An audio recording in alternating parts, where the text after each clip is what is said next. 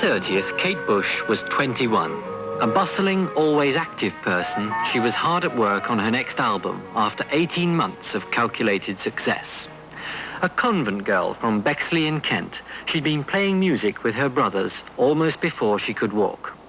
Her father, a doctor, had always been interested in their songs and their singing, and by age 16, Kate had already been spotted by EMI as potential talent. But the family and record company agreed that Kate Bush should wait several years before launching a full-blast career. A period of apprenticeship that gave her the stability to survive the star-making process. The first time you sang in public, do you remember that? Yeah, that was about 2 years ago in a pub in Lewisham. And I was so scared, I really was. But once you're up there, it's different, you know, you just forget all about it because they're there to see you and you have to give it to them. Was it a good reception? Yes, it was. I mean, considering it was a pub and we were totally unknown, they were very good, very respectful. It was good, yeah. Have you had bad experiences? Yeah, a couple in the pubs, actually, because sometimes you get audiences that you can't predict. And one particular night we were in Putney, on the eve of the football match between Scotland and England, and all the Scottish guys were in there. And they were mad, they were just mad. They had flags waving everywhere. No one could see the stage because all the guys were getting up on the stage, you know, and putting their arms around you. And it was a bit hard to keep singing when everyone was like getting up on stage and poking sticks in your eye. But they were good people. Did you ever consider doing something else other than being a singer? When I was at school, I wanted to be a vet and a psychiatrist, but I didn't really want to be. That was just, I suppose, to keep people happy, to think that if I did get a career, it would be a straight one. But it wasn't what I wanted to do at all. Did you do things like A-levels and O-levels? I took O-levels and my mock A's, but I left before. How many O's did you get? I got 10. 10? Yeah. They must have been disappointed when you went off to sing. I don't think so, no. I think they thought I was a bit foolish. But I thought it was right. Was there one day when you decided, that's it, I'm going to be a singer, I'm going to make that a career? Yes, there was. I didn't think there would have been, but one day I was with a friend in a park, and I just knew that was what I wanted to do. I had to leave school and I had to do it. And I'm very glad I did. In early January this year, Kate Bush had never performed before an important live audience.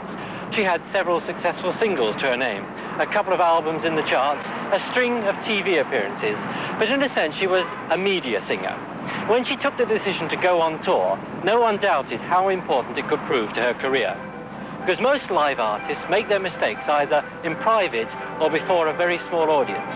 Tonight, here at the Liverpool Empire, Kate Bush starts at the top, before several thousand. She can't afford to fail.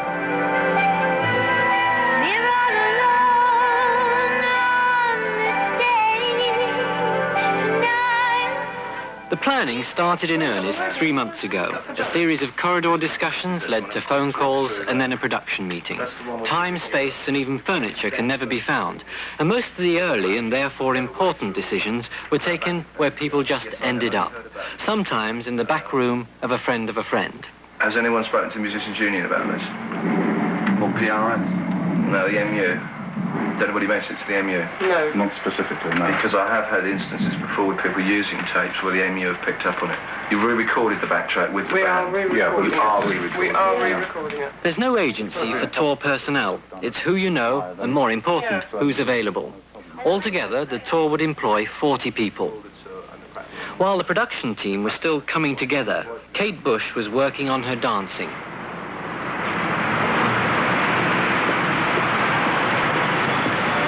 Get the head over, 3, get the head over, forever, keep your left leg working all the time.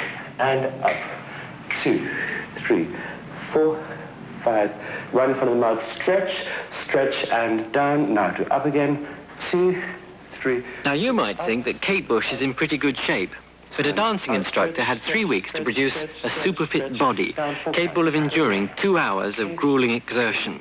4 and side out, 2, change in, and 1. A doctor's daughter, not yet 21, with all the pressures of a £200,000 tour on her shoulders, selecting and rejecting the best advice she could find and buy. And centre, and out. Okay. One of our problems is that Kate is dancing better and better. I mean, I'm teaching her, and she's working. It's incredible how far she's got. I wouldn't have thought it was possible. And the problem now is that she's getting so good at dancing that it's going to be hard to keep her from dancing so that she can sing properly.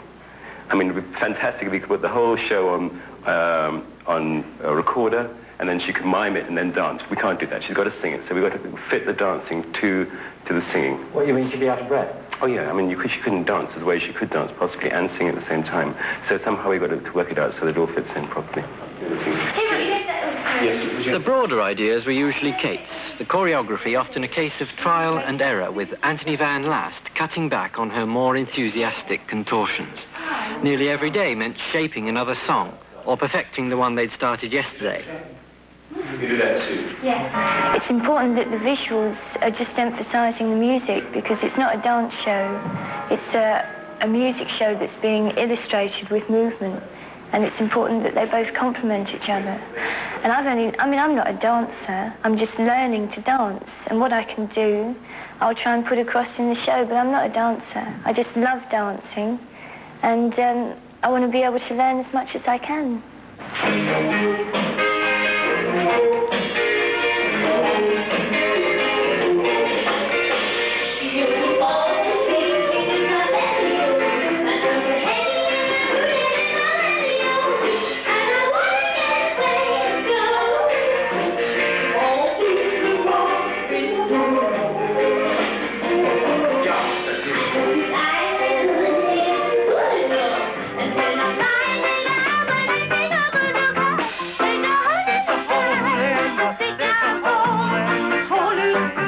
Every lunchtime, after leaving her dancing practice physically drained, she'd drive across the Thames to Greenwich to rehearse the music.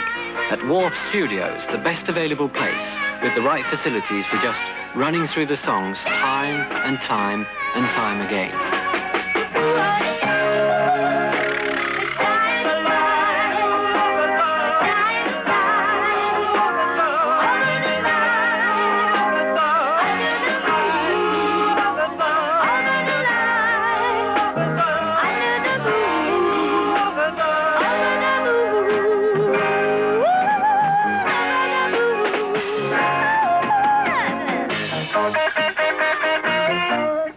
However many times they'd tried it before, they still kept going until it was perfect every time.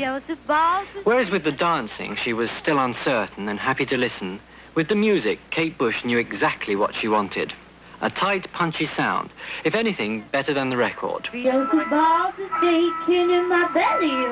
not just reproducing the albums here. When you're a band, you have your own identity, and if you're just reproducing albums, there's not much point in having a band, you might as well just play the album. Does she ever lose her temper with you? No, do you ever lose your temper with it? Me? Lose my temper? No. Come on, let's get on with it.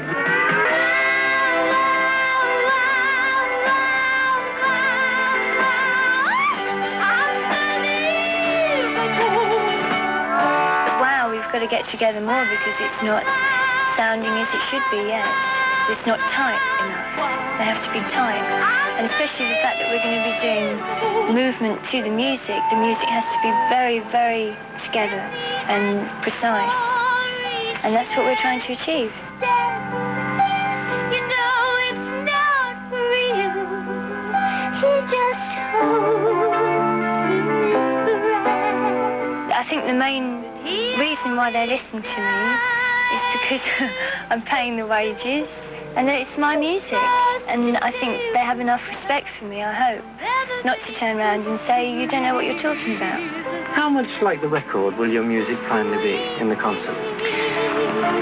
That is a problem, because obviously the albums have been very carefully produced and you've got mixed levels and everything. And for live work, to a certain extent, we couldn't do it exactly as the album is, even if we wanted to, because it wouldn't come across in a strong way. For a live performance, you have to be aware of the fact that making things more obvious so as people can hear them, trying to possibly make songs quicker.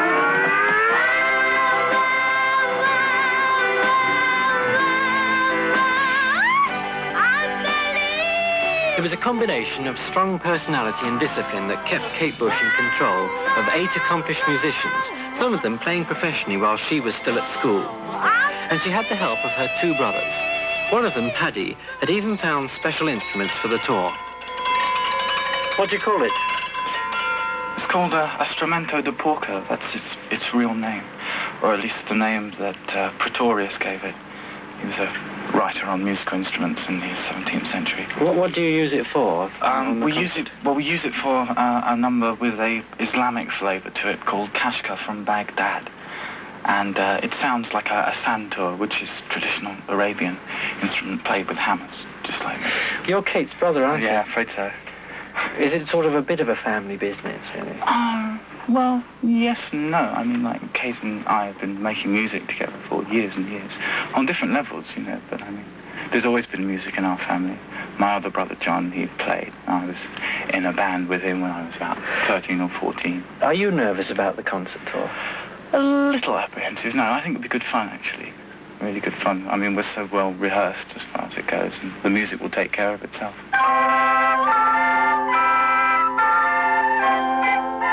By early March, the whole team moved out to Shepperton for more space and practice. The music was finally how she wanted it, but the other details had yet to click. Some of the equipment had proven unsuitable, and more still had to be ordered, often costing thousands of pounds. And above all, one major problem had yet to be solved.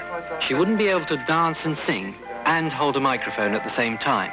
An entirely new vocal sound system would have to be developed. How complicated has the sound been for the tour? Very complicated, actually. We've had quite a few problems to work on. Mainly the miking up of Kate herself, from the dance point of view. How have you solved that? With a very small microphone. A small mic on a boom arm. It's going to be used from the side of her head. Half a dozen complete outfits were in their final stages, every single one capable of being changed quickly between songs.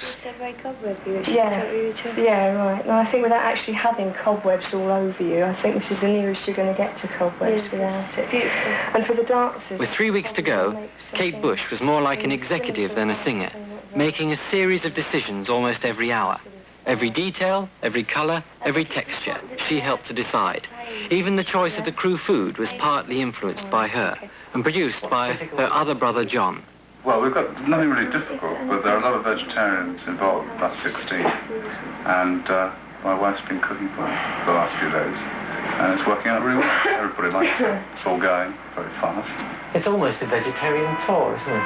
Yeah, you could say that. Yes. Yeah, well, it's good food because it lets people carry on working afterwards. They're not walking around really laid out with a normal straight meat meal.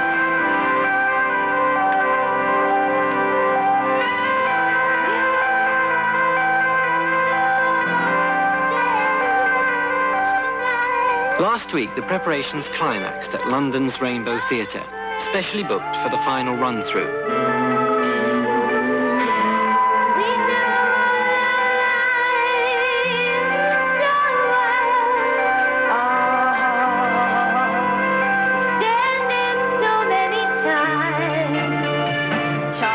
In conditions of surprising secrecy, the last wrinkles were gradually ironed out. After 2.5 months of intense hard work, everyone, including Kate herself, was holding up well. By then, the entire tour, finishing with 4 nights at the Palladium, had been sold out. You say we're fantastic, but still we don't have the groove.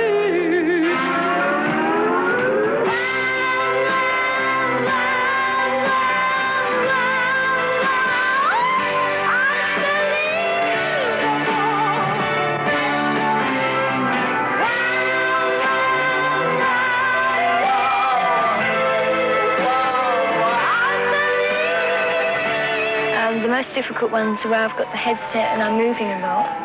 And it's an amazing feeling of freedom because, like, there's nothing in your hands, yet you can hear your voice being projected miles away. It's incredible. But it's not quite in its full design yet. There are just a few things that are wrong with it, and it's not always right in front of my mouth, but we're getting that seam to. With only 1 week to go before opening, how do you think the rehearsals have gone so far? I think they're going very well. There's a lot of rushing, but there always is at this time, and that's when most gets done. I think it's going well.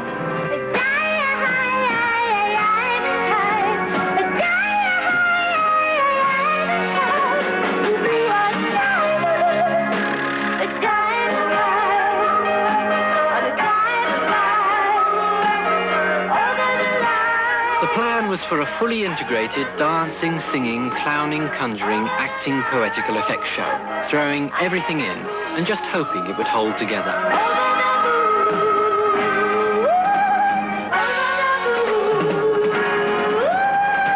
On the last dress rehearsal, it finally did. And although at first they wouldn't admit it, they were ready for Liverpool.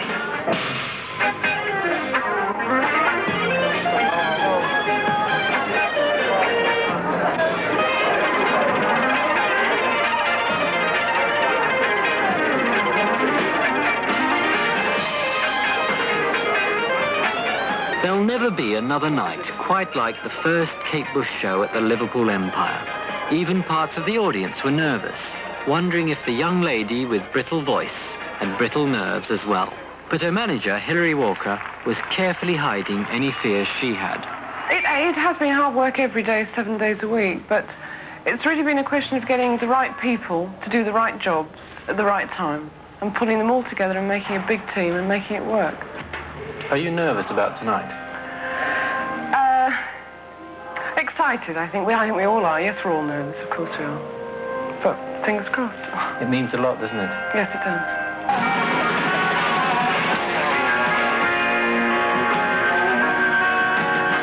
After just one song, we knew she was a sensation. Her reputation was safe, and more. Kate Bush was thoroughly enjoying herself during the greatest test of her life.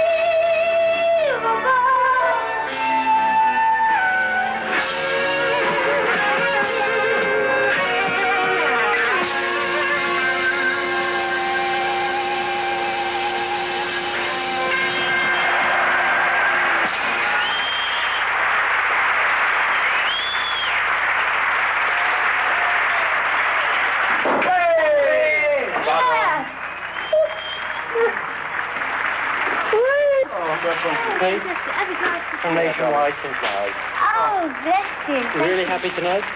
Did you enjoy the show? Oh, it was lovely. Did you? You really happy?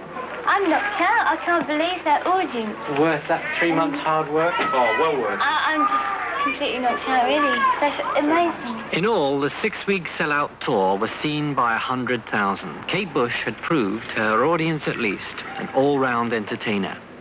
She's back now to the recording studio, comfortably working on her 3rd album. Don't you have a problem now? What next? How you're going to follow the success? Well, you see, people say this to me, and I don't really look at it that way because it's not a matter of following success. It's things have happened, you've done them in the past, and you see things wrong in them, and you want to go on and you want to do them right. And I think that's all it is, you know. It's just the desire to want to keep doing things better. And I don't really see it as following a great success, because if I did, I'd get really paranoid, and I probably wouldn't be able to do a thing. I'd be so worried about doing something better than that, whereas you're just in the present moment and you're doing what you're doing. Are you likely to change your style completely, suddenly? I don't know. I'd quite like to, in a way, because I think change is a very important thing on any level. And I do want to change, not only as a person, but as a musician. And I think it's starting to happen a little, just slightly different. What's the most satisfying thing you do, then? The most satisfying thing, I guess, when you've actually written the song and you think about what's going to happen to it in the future, the fact that it maybe will have strings on it and voices. And... Who do you first play it to? Well, it always used to be my father. When I lived at home, the first thing I'd do was grab him out of his chair and say, listen to this, and I'd put him down and play him all this rubbish. But now I think it's probably either John Kelly, my engineer, or one of my brothers, and still my father, now and again. It's always got to be someone that I know their judgment is good, people I trust. And if they said it was rubbish? If they said it was rubbish, I'd think about it, but if I didn't think it was rubbish, then I'd still carry on with it. You have to believe in yourself. You can't just accept what other people say all the time, otherwise you become them and not yourself. Do you ever worry that your confidence might go? It goes. Yes, it goes a lot. And you sit there and think, I shouldn't, oh, where's my purpose? I'm nothing. And then something will happen that will just make you see that you're just a tiny little thing just trying to do your best, and that's all you can do, so that's cool. Are you ambitious? I think I must be. I don't think I want to be ambitious, but I must be to want to put up with all this to carry on. You're now just over 21, and you've made it. What is there left to do now? Everything. Yeah. I haven't really begun yet. I've begun on one level, but then that's all gone now, so you begin again. Is there ever a chance that you might give up, get married, settle down, be an ordinary mother, say? Obviously there is a chance because I'm a human, and humans are very unpredictable. But I don't know, I don't see that happening to me, not for a while. I've got so much to do, and I think freedom is important to be able to do all those things. What will Kate Bush be like at 31? Any idea? I don't know, probably a few more lines. I hope they're happy ones. And a few more songs? Yeah, I hope so. That's what I want to do. That's what I'm here for.